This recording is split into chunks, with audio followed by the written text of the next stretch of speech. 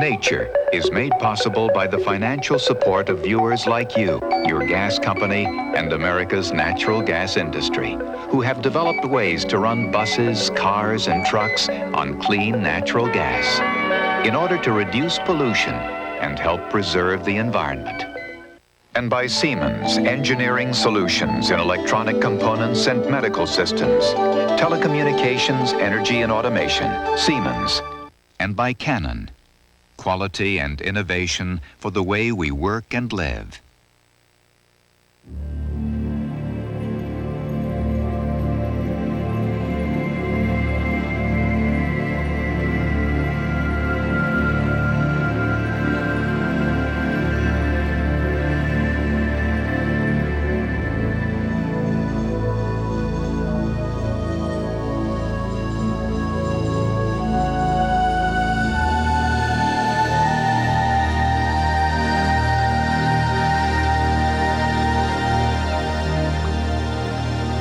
This is one of the famous fjords of Norway, the Nerøy Fjord, or Narrow Fjord.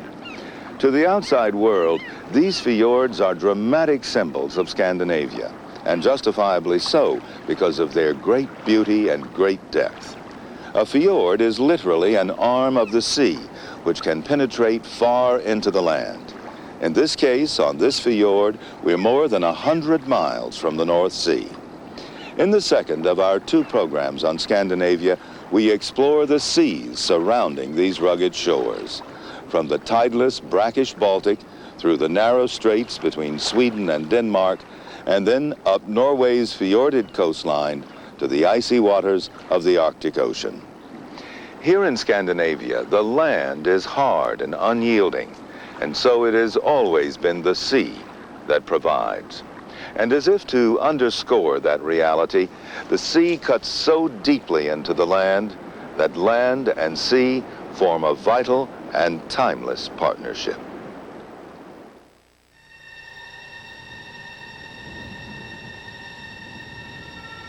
For more than 100,000 years, the lands of Scandinavia were imprisoned by ice. But as the Ice Age waned, Scandinavia felt the touch of spring, the kiss of summer. Rivers were released to the surrounding seas, new waters flowing around new shores.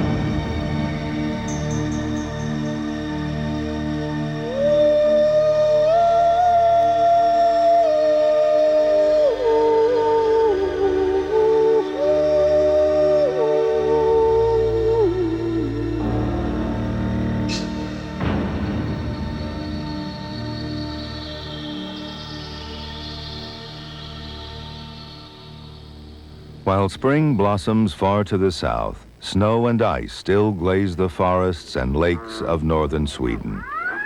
Spring will come, but not before fishermen have enjoyed their annual contest with nature.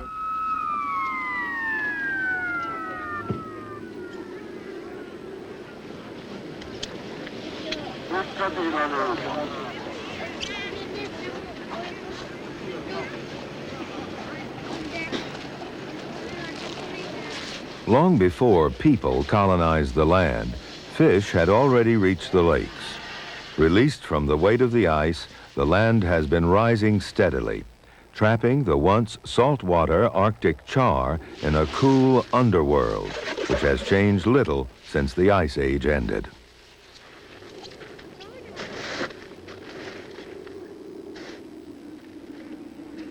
This frozen ceiling poses no problem to the char, except it provides a platform for people who aim to catch them in the annual competition on Lake Turnatrask.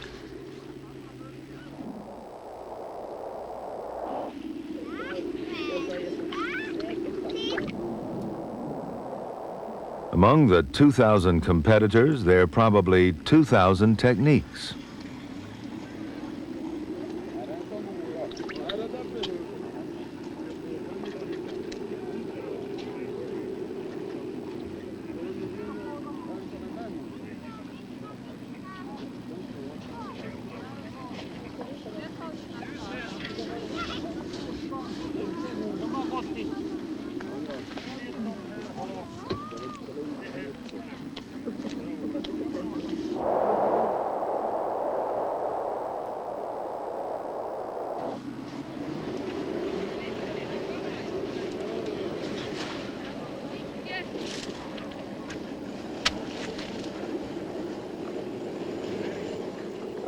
It's not exactly a large catch for so many rods, but there is a winner among them.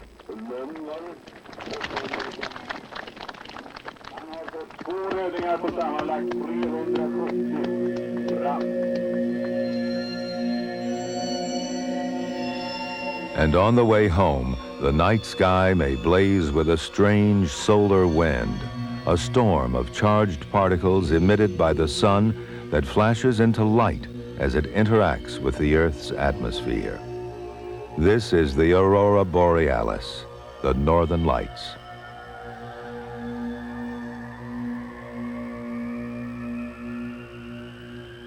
The mountain lakes of Sweden freeze over every year, but far to the south, between Stockholm and Finland, the Baltic Sea needs an extreme winter to put an icy roof over its creatures' heads.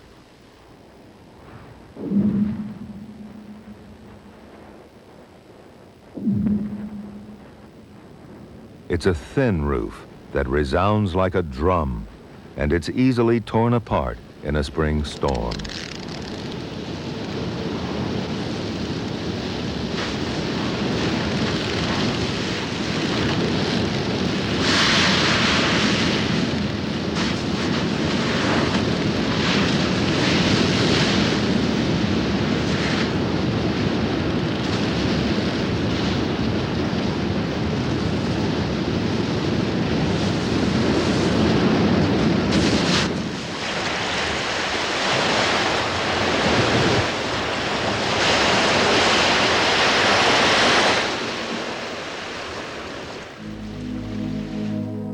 Before the Ice Age released its grip, an immense ice cap lay miles deep over what was to become the Baltic. When it melted 12,000 years ago, the first parts of southern Sweden were laid bare. Free of its burden, land rose to form islands in the new Baltic Sea, and inland water was trapped as lakes. Thousands of fresh streams ran into the salty Baltic, making its waters brackish. What were once bays and inlets eventually were lifted up and became landlocked. Today, the land is still rebounding. The original marine life has had to adapt to fresher water and increasing isolation or perish.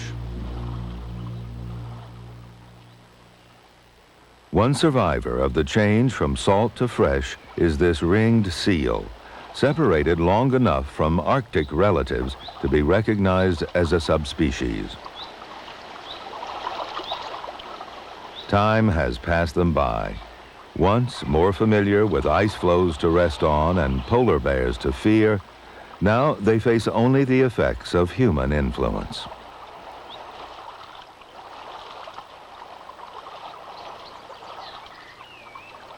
But they're not alone.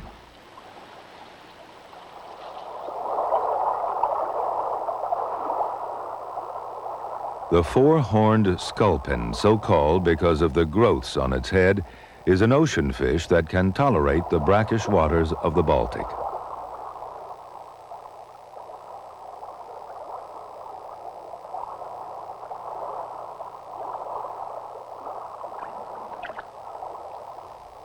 It feeds on these water lice, which also survive the change from salt to fresh water. The lice, too, will hunt, but will not ignore the corpse of a fish that in life might have eaten them. They help to keep the Baltic clean.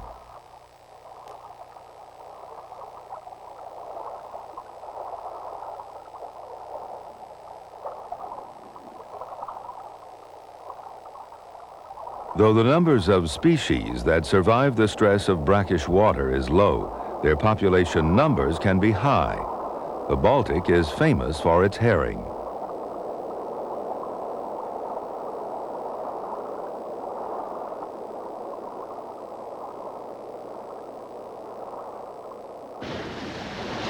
Now more a lake than a sea, the Baltic has its surface routinely broken by the ice-scored whalebacks of new islands as the land continues to rise in the Swedish archipelago. It took time for wildlife to colonize these exposed conditions, but fishermen did not delay when there were fish to catch. Now, however, the great commercial cod fisheries are declining, and isolated fishing spots are left to sportsmen who fish for pleasure, not profit.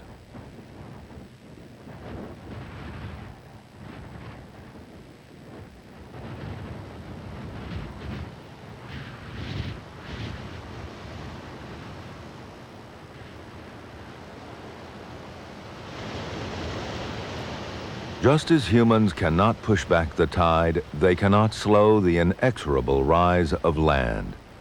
Small fishing hamlets must continually extend their wooden jetties to meet the receding sea.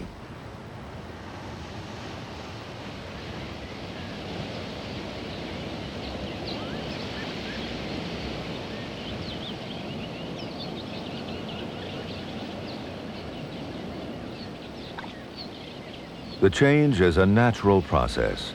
Harbors silt up and plants continue to transform the bare archipelago into herb gardens of summer color.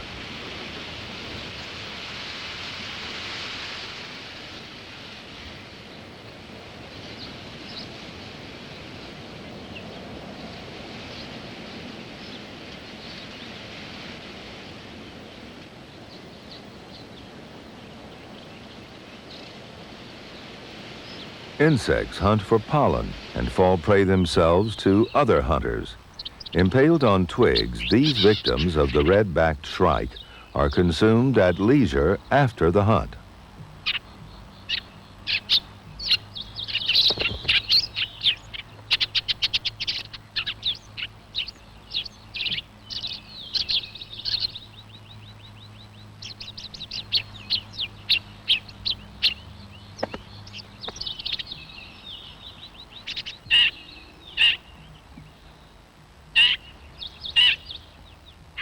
The female, expecting to be courted, waits impatiently for the male to offer her a morsel.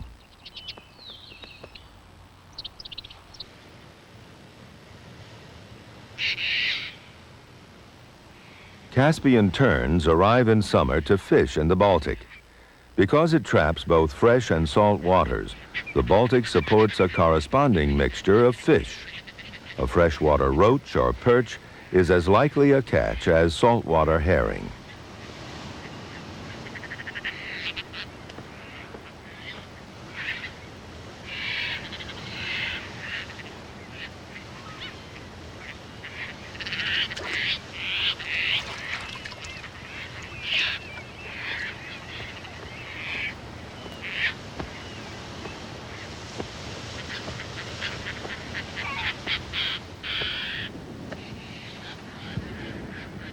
The Caspian terns have come to these rocky shores to breed and raise their chicks.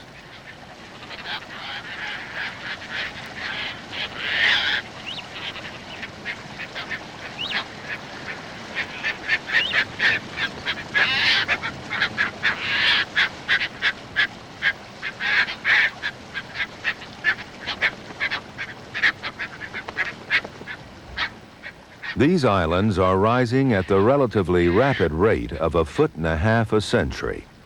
Recently emerged skerries provide the safety and access that ice floes once offered to resident gray seals.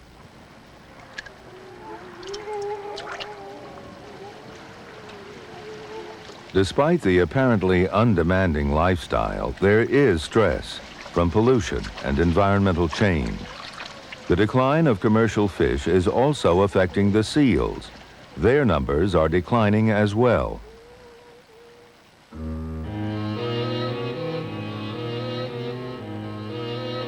Sweden and Norway are still emerging from their ice age, so migrating birds fly a little farther north and east each year.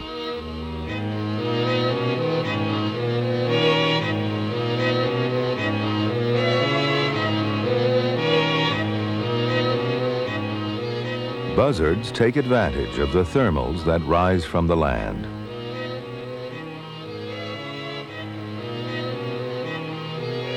South through Sweden, the migrants funnel back toward the southernmost tip of land that points to Denmark, and their shortest crossing, their gateway to the continent.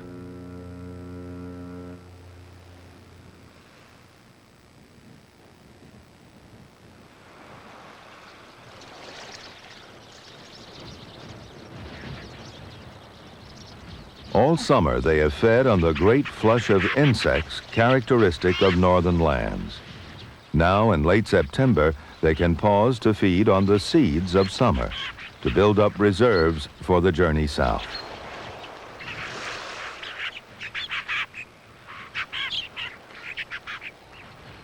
A 250,000 pairs of wings converge on the coast. Bramblings and greenfinches find a granary of seeds that have accumulated on the shores of the tideless Baltic.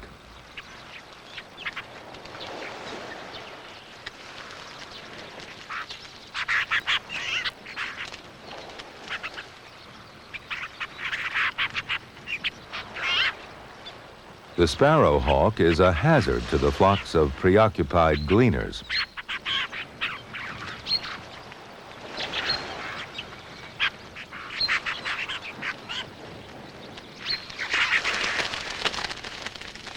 As birds fill the sky, hopeful birdwatchers fill the land and mark their passage.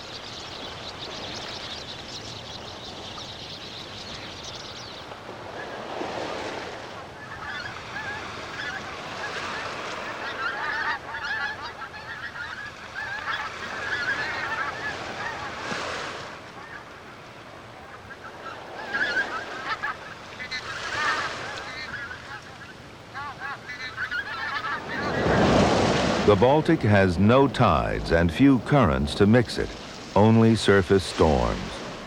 Almost landlocked, it's only refreshed by salt water leaking in from the North Sea and fresh water draining from the land. It's shallow, and a rich plankton sustains fish and filter feeders such as mussels. But the plankton that isn't eaten or filtered settles to the bottom and decays, a process that uses up oxygen. Under these conditions, mussel beds become mass graves, overwhelmed by thriving carpets of bacteria heaving with sulfurous gas.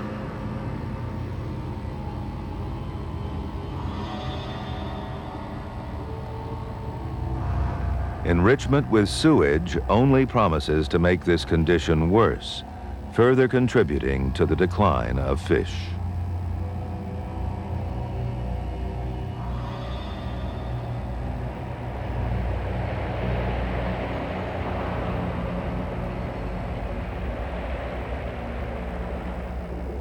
Standing in the gateway to the North Sea in the shallow Kattegat Strait between Sweden and Denmark, mysterious columns rise well above the polluted floor.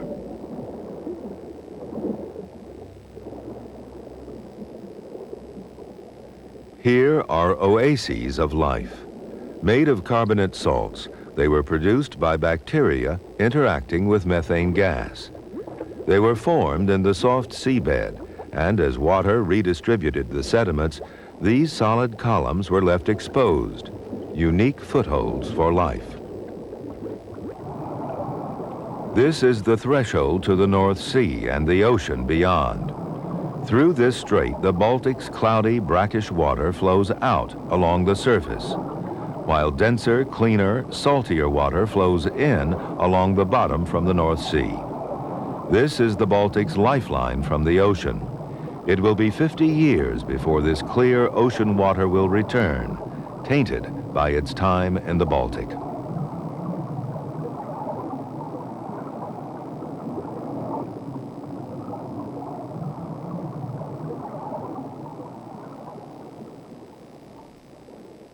Baltic water originating in the northern lakes of Sweden passes the tip of the Scandinavian peninsula to the coast of Denmark. Once through the straits that connect it to the North Sea, it meets the Norwegian coastal current.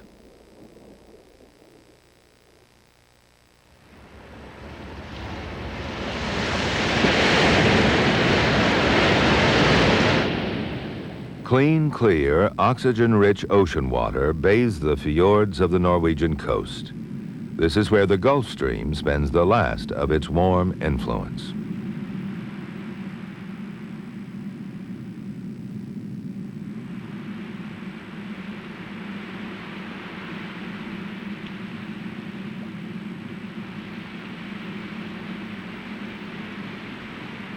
Aquabatic gray seals thrive in the tumult of undersea gales that lash the kelp forest.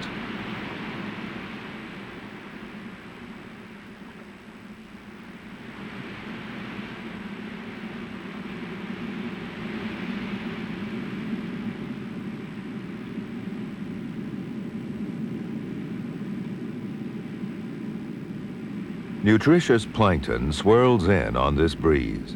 Well-rooted kelp fronds keep tiny animals such as hydroids and sea mats aloft to intercept it.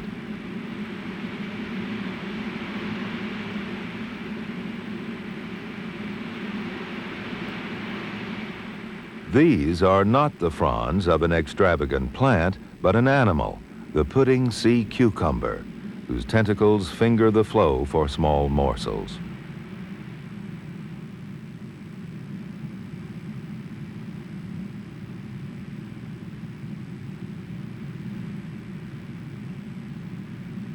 Mussels are not displaced by the fierce stream, and brittle stars have enough arms to feed and hold on.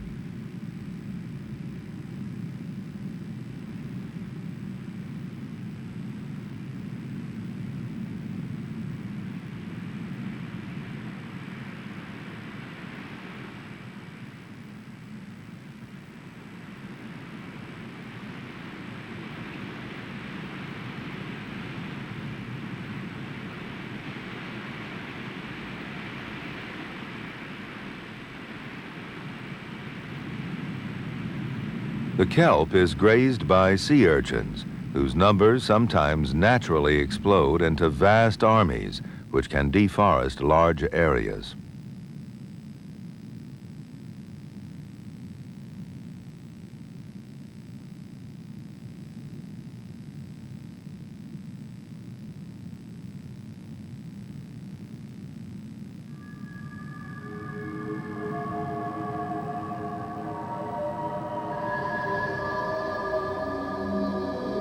In a parallel to the human appetite for other forests, the urchin's greed is their undoing. They starve and die, though in this case the kelp forest will grow back naturally.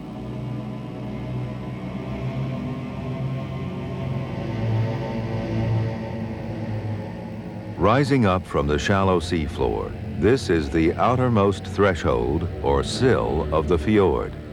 Inside lie greater depths, gouged out by the glaciers that once swept down from the mountains. As shallow and narrow straits, the sills are obvious crossing points for people. Where ferries once crossed, bridges now vault the gap while the tide races in and out.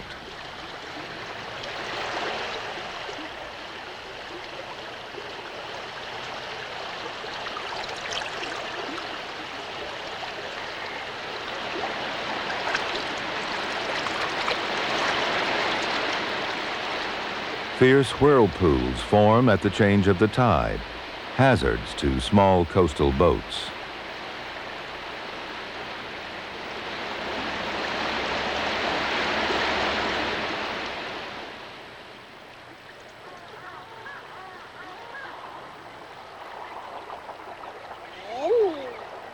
Eider ducks mass here, for they know that in the current there's food.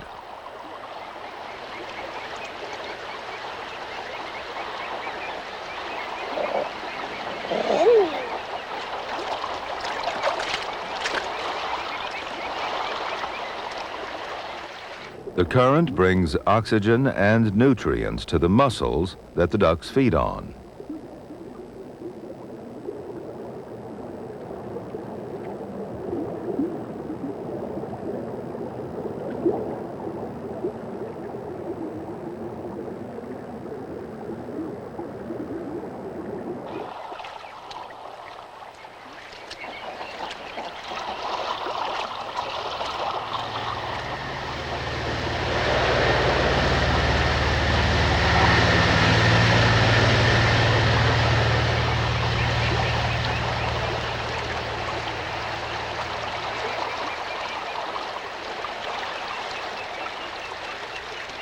Norway is a land of contrasts and superlatives. Fiords are as deep as their mountains are high, deeper than the sea, and their beauty extends far inland.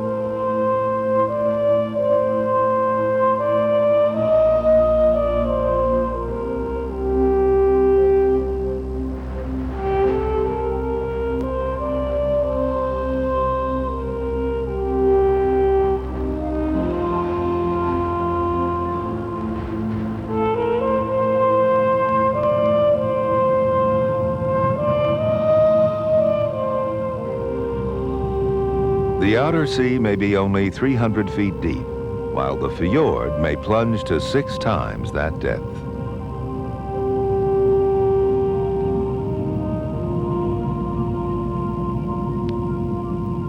The conditions and the life they support in these deep recesses have changed little since the Ice Age.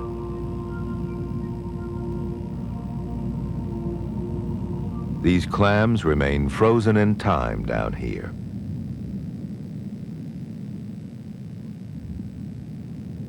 On the depths of the fjord floor, the sediment is fine and powdery, washed down from the distant glacier which ground it so small.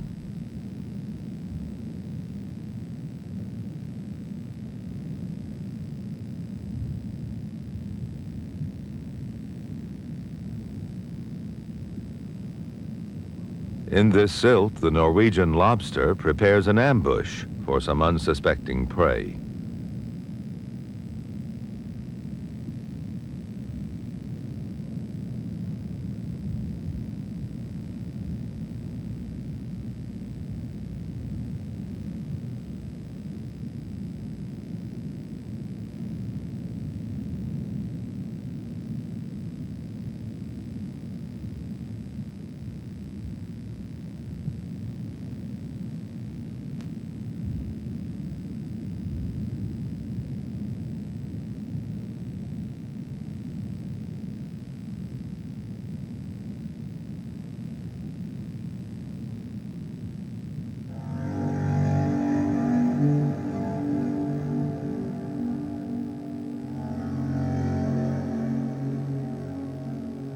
The smooth ooze is also the tablecloth of the hagfish.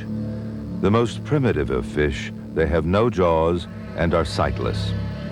But they possess an acute sense of smell and seize every opportunity to perform the last rites on the dead.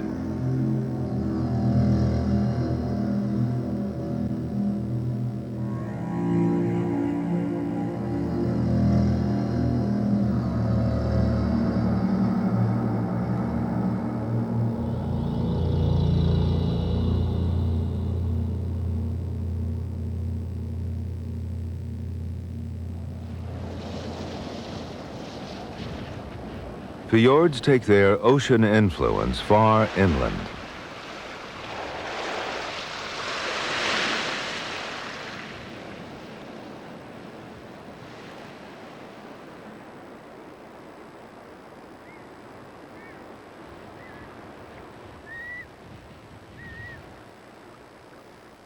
High above, white-tailed sea eagles nest in the safety of the treetops.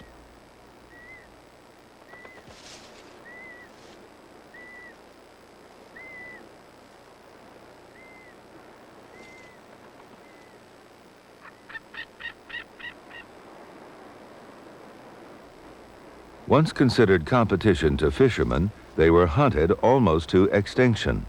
Yet they don't feed on fish alone. A seagull chick is on today's menu.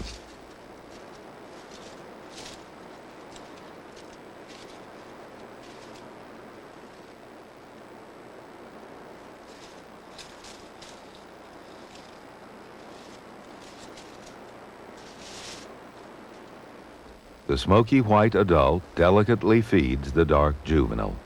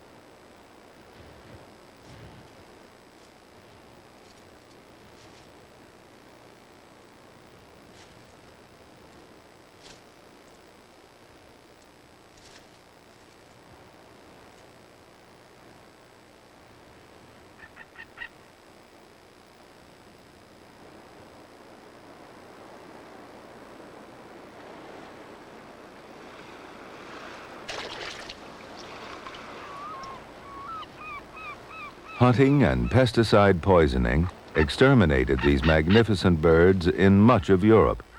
But conservation measures have made a difference here in Scandinavia, and the northern coast of Norway now supports Europe's largest population of sea eagles.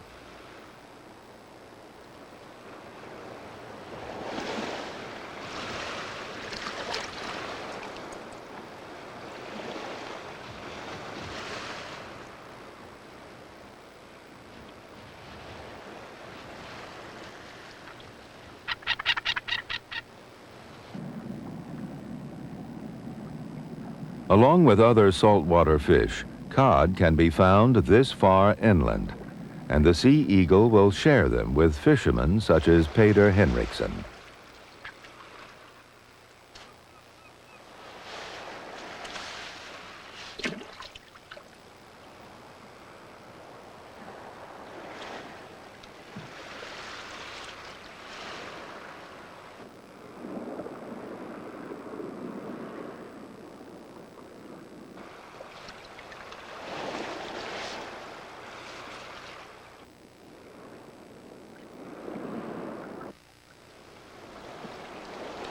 Out at sea, this year's commercial quota for cod has been met, but here he's still allowed to catch them for his own pot. Commercial cod fishing is synchronized with their migration when they gather to spawn. The male swims upside down to encourage the bloated female to release eggs.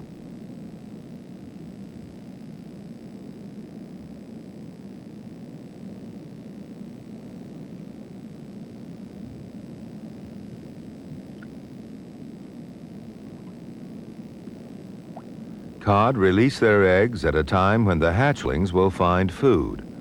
Among the drifting plankton, there will be small crustacea to feed on. Of the uncounted millions of larvae that hatch, only a very few will survive the predation of tiny jellyfish, no larger than a pea.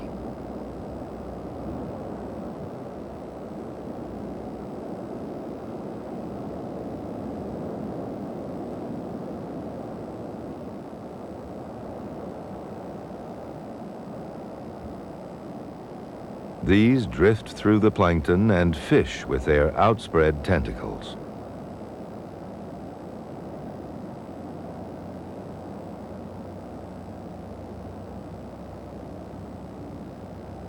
Once caught by the sticky tentacles, the larvae will be drawn to the mouth of the jellyfish, which hangs at the end of a pendulous tube.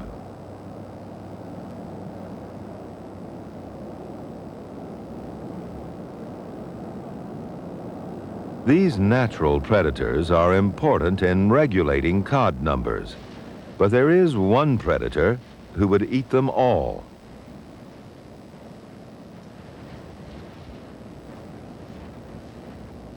Cod is a delicacy in Norway, and cod fishing has been a traditional mainstay of the Norwegian economy, providing jobs at home and supplying markets here and abroad. Gutted at sea, the cod now freeze dry at well below zero in the chill wind, destined for the tables of Italy, Spain, and West Africa.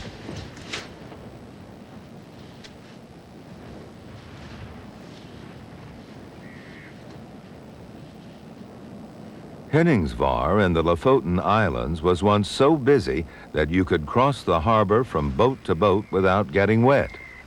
Those days are gone. Today, this Klondike of cod fishing is running out.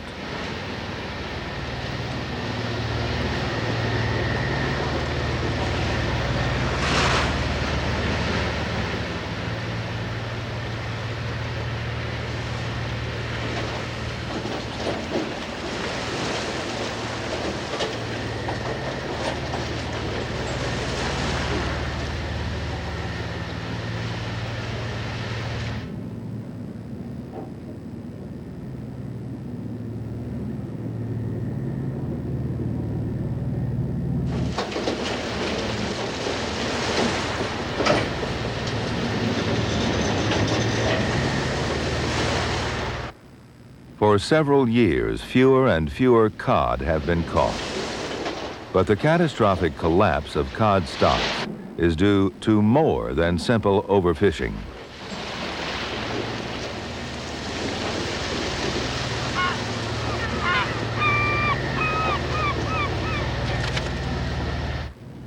Changes in environmental conditions, such as weather patterns and the amount of freshwater runoff into the sea, are also affecting coastal fisheries.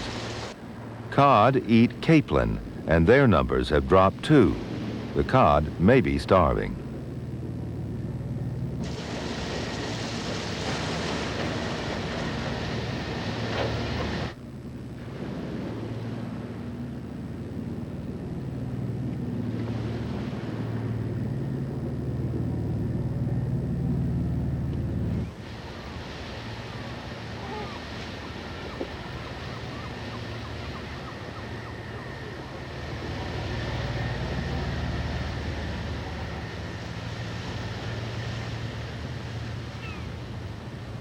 When the cod fail, fishermen turn to alternatives. Lumpfish bloated with eggs yield quite a passable caviar.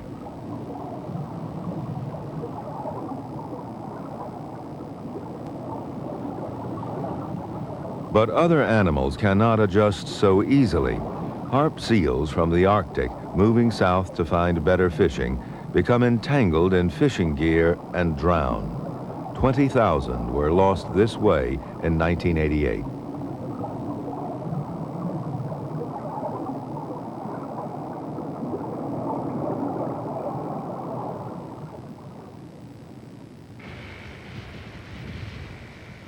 When natural stocks decline, fish farming presents an option. Small fiords are ideal enclosures if currents can continually cleanse them of waste food and the fish's own waste.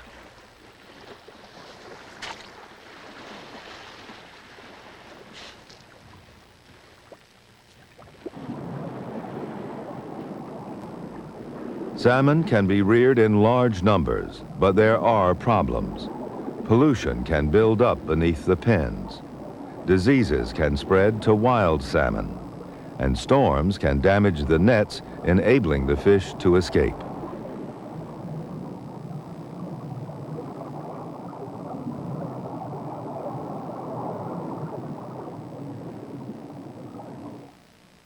Under the eyes of biologists, fish farming techniques are improving. Just solved is the problem of hatching halibut eggs, which in the wild would need the cool temperatures and darkness of the fjord.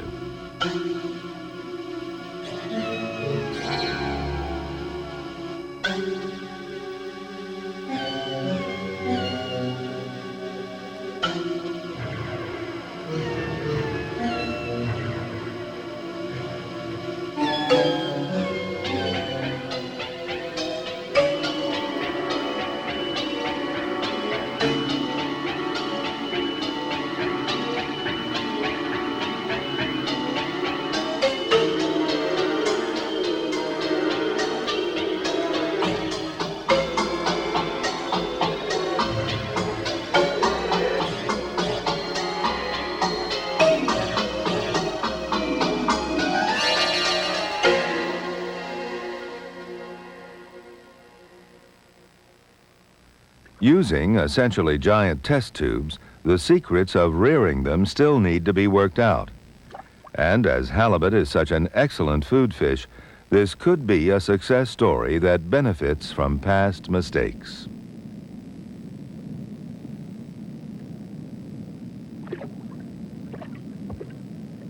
Halibut are the largest members of the flounder family. They actually begin life looking like most other fish. A metamorphosis occurs as they grow, transforming their bodies to flattened shapes. During this change, one eye makes a fantastic migration from one side of the body to the other, while the mouth remains in its original position. They look bizarre, but they're well adapted to life on the ocean floor.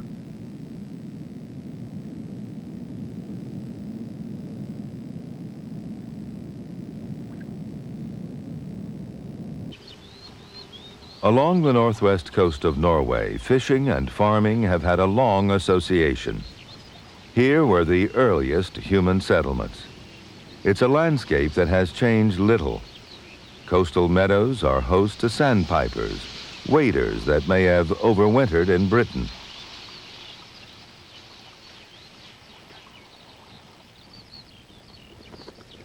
Each year they return to these traditional display sites. Each male, called a ruff, is unique in appearance. No other male will have exactly the same extravagant frill.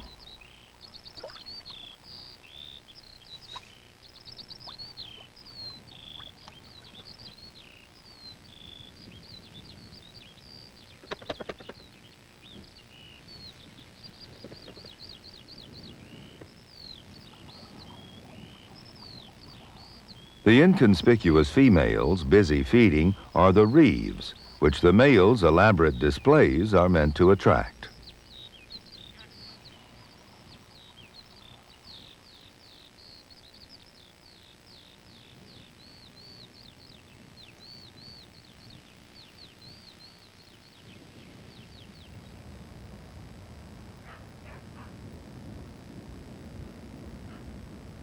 Much farther off the coast, among the low skerries that guard the Atlantic approaches to Norway, island outposts combine fishing with an old-fashioned kind of farming.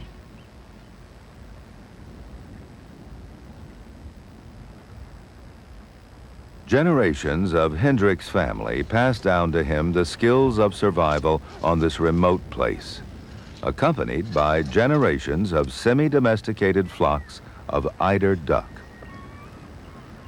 The fishery has dwindled, and most of Hendrik's neighbors are gone. But by careful husbandry, the eiderdown harvest is still reliable. Every year, 250 pairs return, and after their ducklings have fledged, he collects the down they leave behind. Abandoned by people, this ruin is now a home to a family of fieldfares.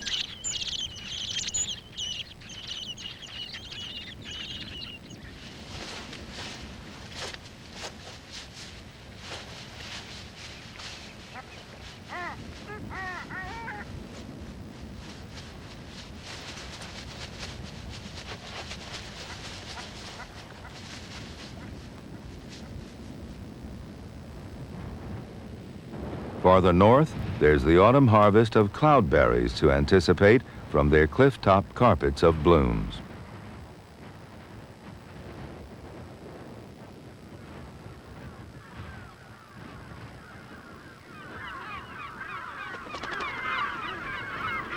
On the edge of the typically fish-rich ocean, it's the seabirds with their droppings that make otherwise unpromising tundra so fertile and colorful. And this is especially true on islands where seabirds come to breed. The natural fertilizer they provide can even turn a pink campion white.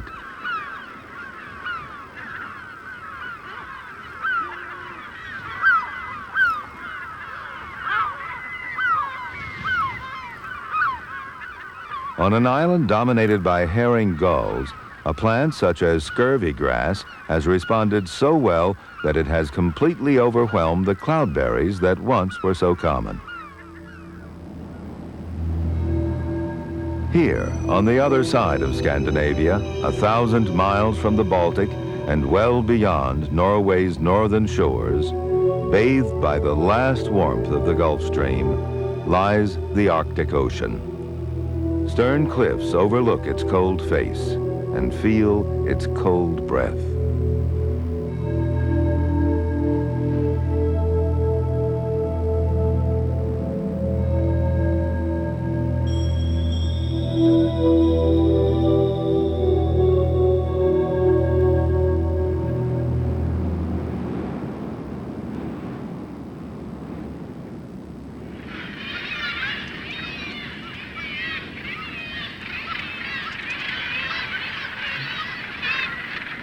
Thousands of nests occupy the rugged natural architecture here as seabirds gather to breed.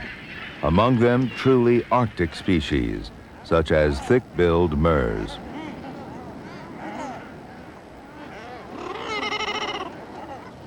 More numerous near the North Pole, they keep company here during the breeding season with common murres.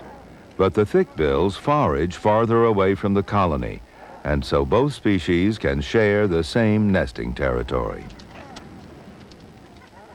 Perhaps in greatest numbers are puffins.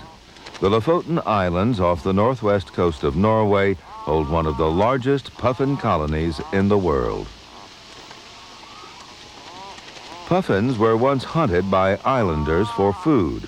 Now, even without that pressure, they're finding it difficult to feed and sustain their numbers.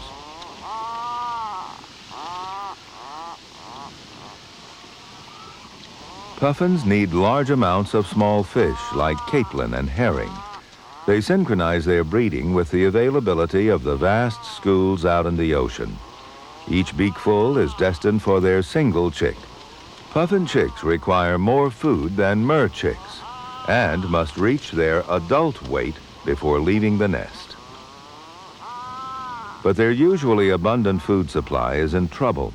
In recent years, the great stocks of capelin and herring have collapsed. Overfishing and shifts in currents have drastically affected these fish. In 1981, tens of thousands of puffin chicks starved to death.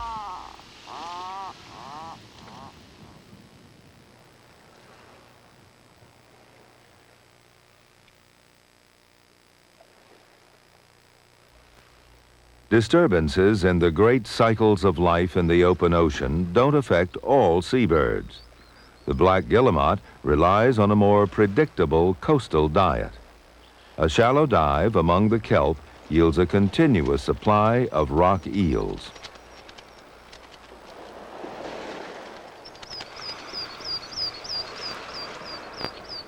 They nest among the boulders of the shore where there's no conflict with other species over nest sites. And because they lay 2 eggs rather than 1, more better-fed chicks will survive.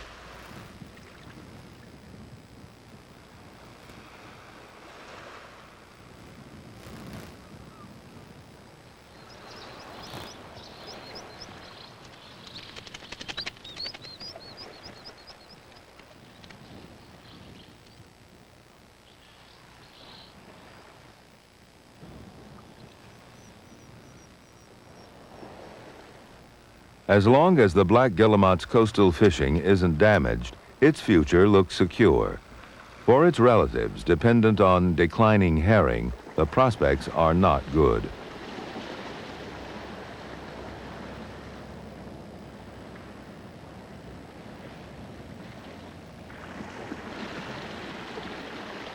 In contrast to puffins and guillemots, there's another bird that is rarely seen.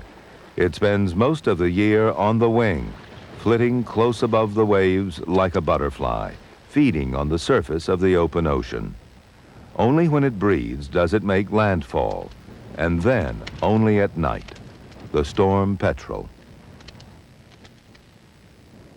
As familiar seabirds are threatened by the lack of food caused by overfishing, we need to know how else the mysterious lives of storm petrels and other ocean wanderers are affected by our demands on their wide, deep world.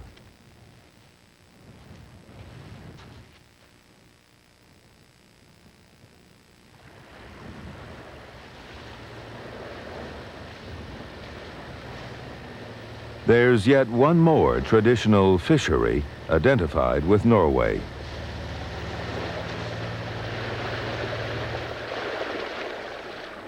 Out in the ocean, where the seafloor falls away to 3,000 feet and more, there be whales. And last year, Ragnvald Dahl went hunting them. 2, 1, Banzai! Overträffar! His aim was good, but the target only for practice, a cardboard box.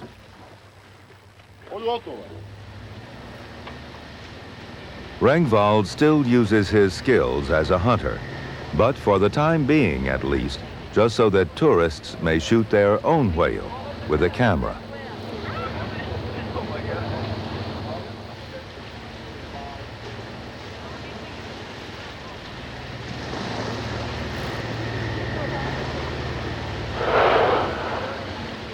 There he is.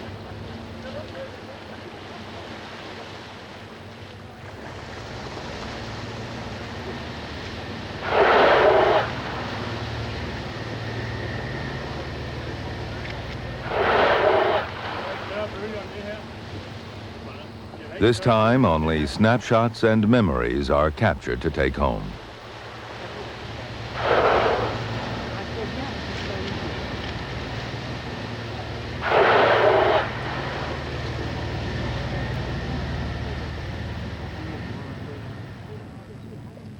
These seas are a great natural resource we are still learning to use, still struggling to understand.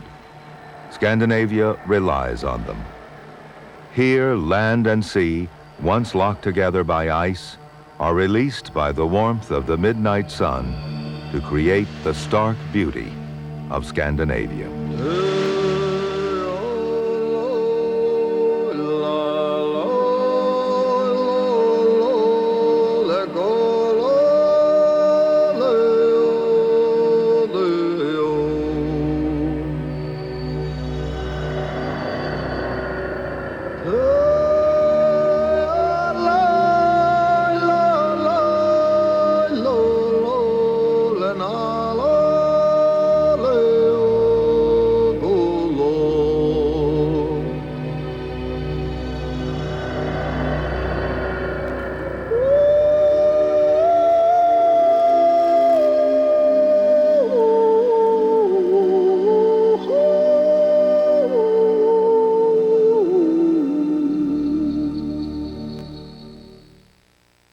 Nature is made possible by the financial support of viewers like you, and by Siemens Engineering Solutions in electronic components and medical systems, telecommunications, energy and automation, Siemens, and by Canon, quality and innovation for the way we work and live, and by the gas industry, helping provide cleaner air with clean gas energy.